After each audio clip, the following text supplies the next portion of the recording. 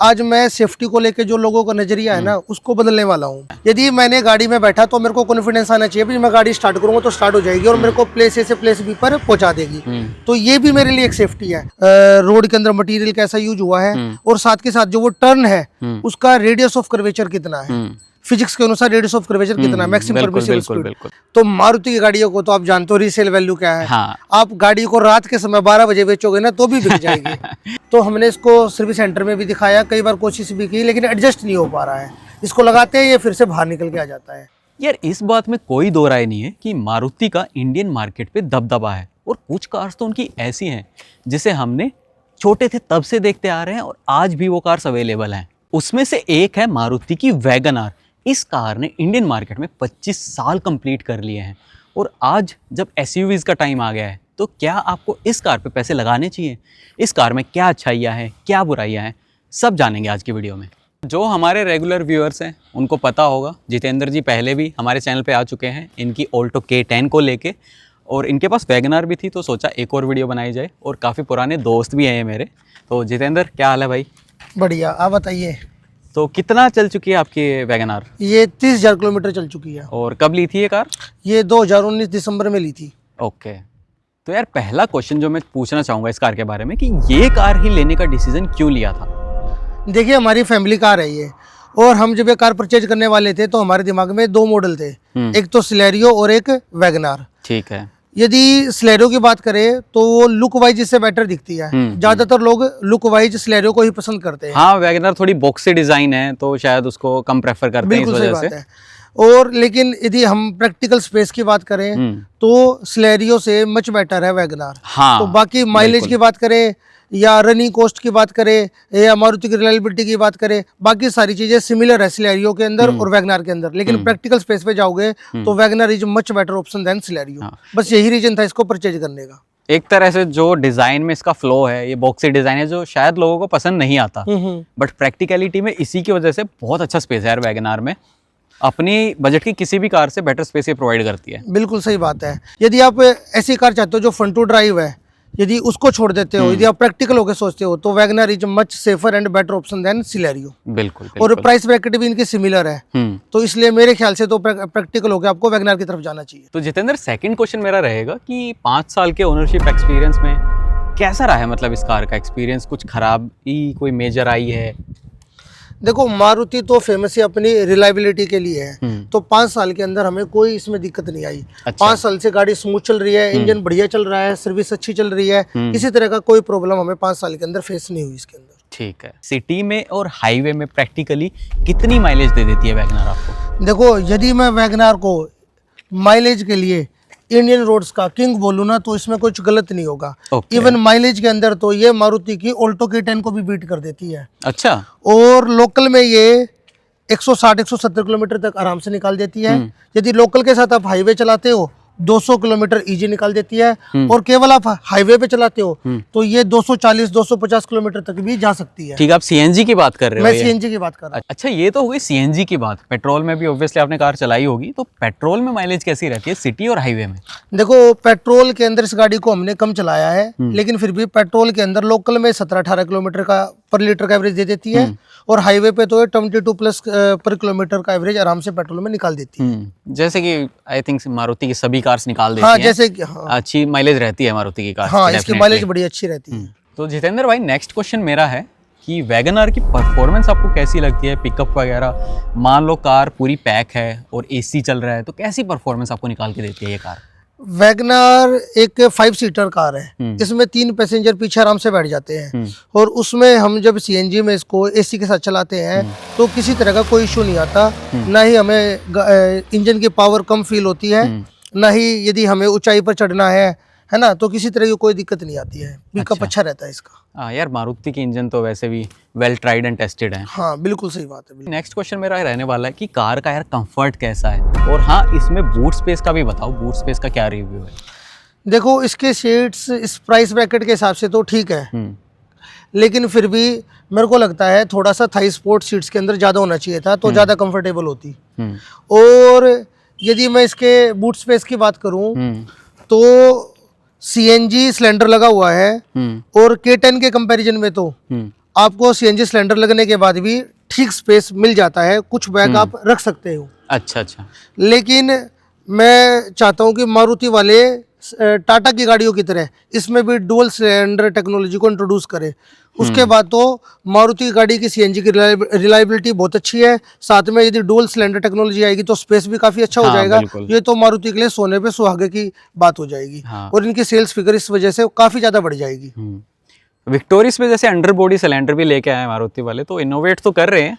Let's see आगे क्या रहता है। हाँ बिल्कुल, ये आपकी बात ठीक है, लेकिन फिर भी एक कंसर्न रहता है कि जब सिलेंडर गाड़ी के में आपने नीचे लगाया हुआ है तो वो गाड़ी नीचे से लगती है, तो एक सेफ्टी कंसर्न तो रहता है। हाँ चलो, विद टाइम ये पता लगेगा कैसा रहता है कैसा नहीं। बाकी आई थिंक हाँ अडेप्ट कर लेंगे विद टाइम मारुति वाले भी ड्यूअल सिलेंडर टेक्नोलॉजी। तो नेक्स्ट क्वेश्चन मेरा है सस्पेंशन को लेके। इस कार का सस्पेंशन कैसा लगता है आपको? कंफर्टेबल अंदर रहता है या बाउंसी फील होता है? देखो थोड़ा बाउंसी तो फील होता है। इसके सॉफ्ट सस्पेंशन है तो थोड़ा बाउंसी फील होती है गाड़ी चलने में। ओके। लेकिन यदि इंडिया के रोड्स के हिसाब से देखें, पोथोल्स के हिसाब से देखें तो वो थोड़ा कंफर्टेबल हो जाता है। लेकिन हाँ, हाई स्पीड के ऊपर थोड़ा सा बाउंसी फील हो जाता है। अच्छा, थोड़ा कुछ बॉडी रोल भी रहता है हाई स्पीड पे अगर आप हाईवे पे जा रहे हैं? देखो मैंने बहुत सारी वीडियोज वैगनर के बारे में देखी है, बहुत लोगों से सुना है, वो बोलते हैं कि गाड़ी के अंदर बॉडी रोल है, कि एक टोल बॉय इसका डिजाइन है, बॉक्स डिजाइन है, तो इस वजह से बॉडी रोल रहेगा इसके अंदर। लेकिन देखो मैं आपको एक बात बताना चाहता हूँ, मारुति कंपनी के इंजीनियर्स ने इसको डिजाइन किया है। ठीक है। तो यदि बॉडी रोल के बारे में हमें पता है तो उनको भी अच्छे से पता होगा।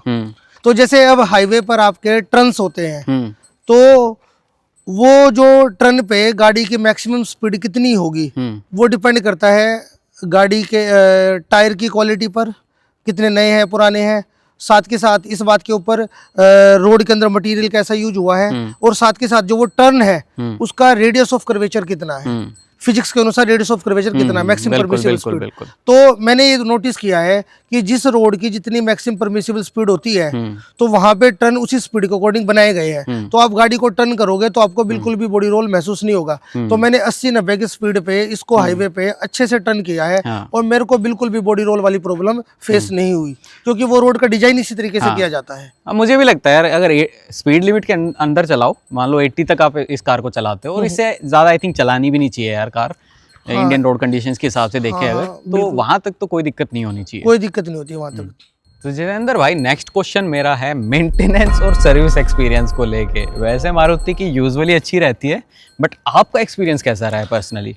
देखो मेंटेनेंस के लिए जब भी हमने सर्विस सेंटर में इसको विजिट किया है, इसकी जो पीरियोडिक सर्विस होती है उसी की कराने की जरूरत पड़ी है, बाकी तो कोई इसमें इशू आया नहीं। तो मेंटेनेंस का एक्सपीरियंस ठीक रहा है। अच्छा, और सर्विस सेंटर का एक्सपीरियंस अच्छा रहा है, कोई उसमें तो कोई मेजर इशू आया नहीं। अच्छा, कोई मेजर पार्ट वार्ट चेंज हुआ हो जिसमें ज्यादा कॉस्ट आई हो या कोई दिक्कत आई हो चेंज कराने में? अभी तक तो इसका कोई भी ऐसा पार्ट चेंज नहीं हुआ जिसके अंदर हमें ज्यादा कॉस्ट पड़ी हो। अच्छा। नॉर्मल इसकी पीरियोडिक जो सर्विस होती है ना, वही पीरियोडिक सर्विस हुई है। ठीक है। देखो यदि आप सर्विस कॉस्ट की बात करोगे तो यदि जो मारुति रिकमेंड करती है वो सारे काम कराते हो तो सर्विस कॉस्ट आपकी 5,000 रुपये के आसपास में निपट जाती है। और यदि जो सर्विस एडवाइजर है वो फोर्स करते हैं आपको बहुत सारे काम कराने के लिए, जैसे थ्रोटल बॉडी क्लीनिंग, ठीक है, ब्रेक क्लीनिंग, और साथ के साथ क्या नाम है आपका सिंथेटिक इंजन ऑयल यूज कर लो मिनरल ऑयल की जगह, तो फिर आपकी कॉस्ट 8,000 से 10,000 तक पहुंच जाती है। और तो मैंने देखा हर ब्रांड ये तो करती ही है, अगर आप सर्विस कराने जाते हो एडिशनल प्रोवाइड करते, बोलते हैं आपको क्या है एडिशनल चीजें करा लो। और यदि हम उनको मना भी करते हैं ना तो भी वो इस काम के लिए फोर्स करते हैं कि आप ये काम कराओ। और साथ में मैं बात बोलूं कि भैया व्हील बैलेंसिंग और अलाइनमेंट उसके लिए भी कंपनी बोलती है, पर मेरा ये एक्सपीरियंस रहा है कि जो व्हील बैलेंसिंग और अलाइनमेंट आप कंपनी से कराते हो सर्विस सेंटर से, तो वो उतनी अच्छी भी नहीं कर पाते हैं, उसकी कॉस्ट भी महंगी पड़ती है। हाँ, कॉस्ट तो हाई रहती है। तो इसलिए सर्विस के टाइम पर आपको व्हील बैलेंसिंग और अलाइनमेंट केवल बाहर से करानी चाहिए, कॉस्ट भी कम पड़ेगी और काम भी अच्छा हो जाएगा। और मैं एक और बात आपको बताना चाहता हूँ कि सर्विस कॉस्ट जो है ना वो किसी भी ब्रांड में, इवन मारुति में भी यदि हाई रहती है ना तो उसका मेन कारण होता है लेबर चार्ज। मारुति में भी मेरे ख्याल से वो लेबर चार्ज है ना 2,500 रुपए के आसपास चल रहा है। तो 5,000 में आपकी सर्विस हो रही है तो 2,500 रुपए तो लेबर चार्ज के हो जाते हैं। और यदि वो डिस्काउंट भी प्रोवाइड करते हैं ना तो लेबर चार्ज में डिस्काउंट प्रोवाइड करते हैं। आपको लगता है 30% 40% डिस्काउंट प्रोवाइड कर दिया। अब 8,000 वाली सर्विस जो रुपए लग रहे थे 8,000 वो 4,000 में हो जाएंगे या 5,000 में, ऐसा नहीं होता। वो लेबर चार्ज में डिस्काउंट प्रोवाइड करते हैं तो आपके 400-500 रुपए कम हो जाते हैं, लेबर चार्ज 2,500 की जगह 2,000 रुपए हो जाता है बस। ठीक है। तो यार नेक्स्ट क्वेश्चन है मेरा, जो शायद सबका एक कंसर्न भी रहता है सेफ्टी को लेके, क्योंकि सभी ब्रांड्स आजकल सेफ्टी पे बहुत काम कर रही है। इवन मारुति भी इम्प्रूव कर रही है लेटली, सेफ्टी पे काफ़ी अच्छा काम करने लग गए हैं वो भी। तो इसकी सेफ्टी को लेके कोई कंसर्न रहता है आपके माइंड में?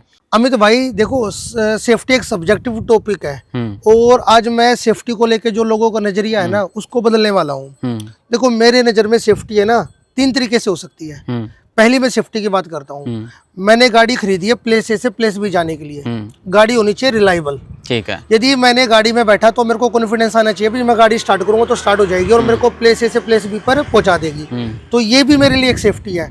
मान के चलो मैं रात के समय पे कहीं पे जा रहा हूँ और यदि मान के चलो गाड़ी एक बीच में बंद हो जाती है, रिलायबल नहीं रहती, तो वो भी तो सेफ्टी कंसर्न है ना। तो सेफ्टी केवल बॉडी के इम्पैक्ट से नहीं होती, सेफ्टी रिलायबिलिटी से भी पता चलती है। हाँ ये बात तो है, ये आपने बड़ा अच्छा पॉइंट बोला। हाँ, तो मारुति की गाड़ी काफी ज्यादा रिलायबल है। तो इसके अंदर प्लेस ए से प्लेस बी आप जाओगे उसके लिए तो आपको चिंता करने की बिल्कुल जरूरत नहीं है। ये गाड़ी कभी धोखा देने वाली नहीं है। बिल्कुल बिल्कुल। आपको हमेशा कॉन्फिडेंस रहता है, गाड़ी में बैठोगे तो स्टार्ट हो जाएगी, कोई दिक्कत आने वाली नहीं है। अब दूसरा पॉइंट मैं सेफ्टी को लेकर बताने वाला हूँ आपको कि देखो गाड़ी जब किसी चीज से टकराती है तो गाड़ी के अंदर कितना इम्पैक्ट आ रहा है वो भी एक सेफ्टी का नजरिया है। हाँ मेनली उसी को देखा जाता है सेफ्टी की, जहाँ तक हम बात करते हैं। हाँ, तो यदि अंदर बैठे वाले पैसेंजर्स पे इम्पैक्ट ज्यादा नहीं पहुंचता है तो भी हम उस गाड़ी को सेफ मानेंगे, चाहे गाड़ी पे इम्पैक्ट ज्यादा आ गया हो। तो मारुति की गाड़ी की मैं बात करूँ तो अभी आप यदि गाड़ी को 60, 70, 80 की स्पीड तक चला रहे हो तो अंदर के इम्पैक्ट को झेल लेती है। जो गाड़ियों की टेस्टिंग भी होती है, यदि हम ग्लोबल एनकैप की बात करें, भारत एनकैप की बात करें, तो ये भी 60 kilometre per hour 58 kilometre per hour पर ही गाड़ियों को चेक करते हैं। ठीक है, तो उससे ज्यादा स्पीड पे जाने पे तो गाड़ी अनसेफ होती है।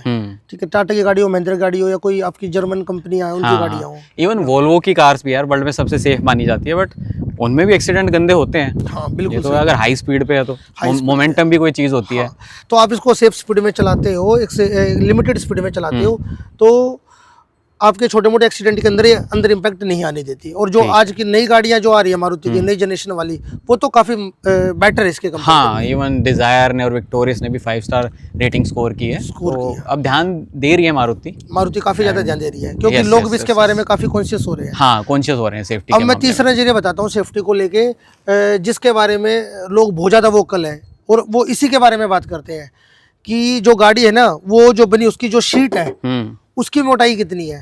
यदि एक्सीडेंट होता है ना तो गाड़ी में बाहर से इम्पैक्ट कितना आ रहा है। और इस मामले में जो टाटा और महिंद्रा की गाड़ियां हैं, जर्मन गाड़ियां हैं, वो काफी ज्यादा बेटर करती है। उनकी सीट मोटी रहती है तो जब वो गाड़ी टकराती है ना तो उनमें जो बाहर से इम्पैक्ट ज्यादा दिखता नहीं है। हाँ। तो लोगों को लगता है कि यही सेफ गाड़ियां। हाँ, नहीं एक्चुअली ना बाहर की शीट से कोई फर्क नहीं पड़ता।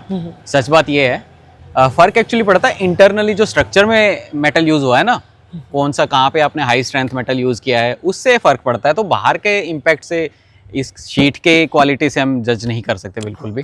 और एक और बात लगती है मेरे को कि ये जो मारुति जो अपना इंजीनियरिंग के अंदर इन्होंने डिजाइन किया हुआ है, शीट को जिस तरीके से भी लिया हुआ है, ये एक तरीके से स्प्रिंग का काम करता है। जब एक्सीडेंट होता है तो ये इम्पैक्ट को एब्जॉर्ब कर लेता है ताकि इम्पैक्ट भी लोगों के पास ना पहुंचे, अंदर बैठने वाले पैसेंजर सेफ रहे। यदि गाड़ी की शीट ज्यादा मोटी है और वो शॉक को, एक्सीडेंट को अच्छे से एब्जॉर्ब नहीं कर पाती है तो वो सारा का सारा जो जर्क है ना वो अंदर वाले पैसेंजर को महसूस होगा, उसकी वजह से क्या नाम है अंदर वाले पैसेंजर्स को काफी चोट लग सकती है। तो मेरे सेफ्टी को लेके 3 नजरिए हैं। 2 में तो मारुति बिल्कुल सेफ फिट बैठती है, तीसरे के अंदर मतलब अभी काम किया जा सकता है अगर थर्ड पॉइंट में देखें। हाँ थर्ड पॉइंट में काम किया जा सकता है थोड़ा। एक मैं भी बोलना चाहूंगा कि जो शीट वाला जो आपने बोला हल्की शीट यूज करते हैं यार, हर चीज के प्रोज एंड कॉन्स है। आई थिंक हल्का ही बना रहे हैं जो कार्स को, इसी वजह से माइलेज भी अच्छी दे रही है वो। हाँ, तो माइलेज के लिए वो एक प्रो हो जाता है अगर कार हल्की है तो माइलेज के लिए भी अच्छा हो जाता है। और साथ के साथ जो इंजन है जब उसको थोड़ी हल्की गाड़ी खींचनी पड़ती है तो इंजन की परफॉर्मेंस अच्छी लगती है। इंजन हमें लगता है कि वे गाड़ी को अच्छे से चला पाने में कैपेबल है। बिल्कुल बिल्कुल। इस कार के बारे में अच्छी बातें आपको क्या लगती है? अमित भाई ये गाड़ी अच्छाइयों से भरी पड़ी है। अच्छा, इसीलिए ये सेल के अंदर काफी अच्छे नंबर्स हर महीने निकालती है। हाँ, और बहुत बार तो ये मारुति की तरफ से टॉप सेलर भी रही है। मैं अच्छाइयों की बात करूं तो देखो low running cost, low maintenance cost, यदि आप वही काम कराते हो जो मारुति रिकमेंड करती है, बाहर से सर्विस कराते हो, ठीक है। अंदर का जो स्पेस है, मतलब कि जो इससे एक प्राइस ब्रैकेट में ऊपर गाड़ी आती है उनसे भी अच्छा स्पेस हाँ, मैनेज किया हुआ है इसके बिल्कुल, अंदर। बैठने में उतरने में काफी आसान रहती है। आप गाड़ी के अंदर ऊंचा बैठते हो तो आपको बोनट बढ़िया से नजर आता है, जजमेंट आप अच्छी कर पाते हो, जजमेंट अच्छी रहती है। ठीक है। हेडरूम जो है, जो यदि लंबे पर्सन है यदि बैठते हैं वो, तो उनको बड़ी दिक्कतें होती है। इसका बॉक्स डिजाइन है तो हेडरूम बहुत अच्छा रहता है। हाँ। तो अच्छाइयों से तो ये गाड़ी भरी पड़ी है, माइलेज इसका बहुत बेटर है, ठीक है। तो इस तरीके से ये एक अपने प्राइस ब्रैकेट को बिल्कुल जस्टिफाई करती है, और लोगों के लिए यदि प्रैक्टिकल गाड़ी लेनी है तो सबसे बेस्ट ऑप्शन है मेरी राय में। ठीक है, नेक्स्ट क्वेश्चन जो आई थिंक सभी व्यूअर्स भी वेट कर रहे थे कि यार खराब बातें क्या क्या लगती है आपको वैगनआर के बारे में, अच्छी तो बता दी इतनी सारी। देखो, कोई भी ऐसी गाड़ी नहीं है जिसकी अंदर कुछ ना कुछ बुराइयां ना हो, ऐसी ही वैगनआर है। देखो, एक तो इसका जो ORVM है ना CNG मॉडल के अंदर, उसको आपको बाहर से एडजस्ट करना पड़ता है। हाँ। या अंदर बैठ के आपको विंडो को डाउन करके तब एडजस्ट करना पड़ता है। कम से कम मारुति K10 की तरह, ऑल्टो K10 की तरह इंटरनल एडजस्टेबल ORVM तो देना चाहिए था। नॉब जो होती है वो प्रोवाइड की जा सकती हाँ, थी। नो प्रोवाइड की जा सकती थी। तो ये बाहर से जब विंडो को डाउन करके आपको, देखो बारिश के टाइम पर है, सर्दी के टाइम पर है, उसको नीचे करके हाँ, बिल्कुल एडजस्ट करना पड़ता है, तो काफ़ी बुरा लगता है। हाँ।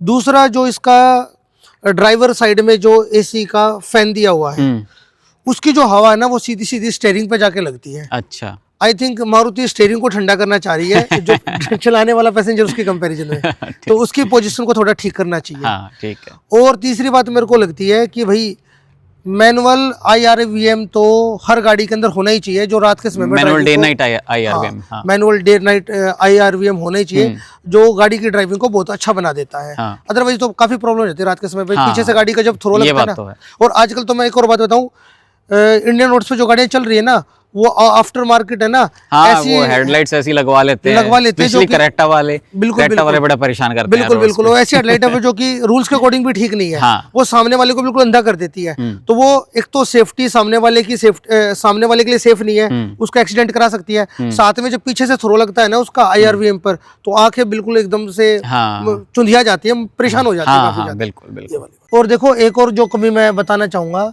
ये जो प्लास्टिक वाला पार्ट है ना, यहाँ से निकल गया था, तो हमने इसको सर्विस सेंटर में भी दिखाया, कई बार कोशिश भी की, लेकिन एडजस्ट नहीं हो पा रहा है।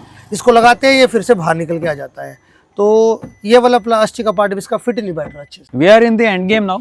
लास्ट क्वेश्चन मेरा है आपसे, अगर कोई वैगनआर लेने की सोच रहा है आज के टाइम पे 2026 में, तो आप उसको क्या कहना चाहेंगे? देखिए अमित भाई, जिस प्राइस ब्रैकेट में आ रही है, इसकी मैं बहुत सारी अच्छाइयाँ ऑलरेडी वीडियो के अंदर बता चुका हूँ। तो उस हिसाब से ये गाड़ी अपने प्राइस ब्रैकेट के हिसाब से बिल्कुल जस्टिफाइड है। तो आपको एक प्रैक्टिकल गाड़ी लेनी है और जो मैं अच्छाइयाँ बता चुका हूँ उनके साथ गाड़ी लेनी है, तो बिल्कुल मैं इस गाड़ी को रिकमेंड करूंगा। ठीक है। और साथ ही साथ मैं एक बात और बताना चाहूँगा, यदि बाई द वे कोई इस गाड़ी को परचेज करता है और उसको गाड़ी पसंद नहीं आती है, तो मारुति की गाड़ियों को तो आप जानते हो रीसेल वैल्यू क्या है। हाँ। आप गाड़ी को रात के समय 12 बजे बेचोगे ना तो भी बिक जाएगी। तो वो गाड़ी को चेंज भी कर सकता है। हाँ। लेकिन हाँ, मेरा मानना है यदि इस गाड़ी को परचेज करता है फैमिली वाला पर्सन, प्रैक्टिकल होके, लुक सब्जेक्टिव है, तो उसका डिसीजन बिल्कुल भी गलत नहीं होगा। तो ये थे वैगनआर के ओनर जितेंद्र जी। अगर आपको वीडियो अच्छी लगी है, इसको लाइक करो, शेयर करो और चैनल को सब्सक्राइब कर लेना। और हमें बताओ नेक्स्ट किस कार का ओनरशिप रिव्यू आप देखना चाहोगे।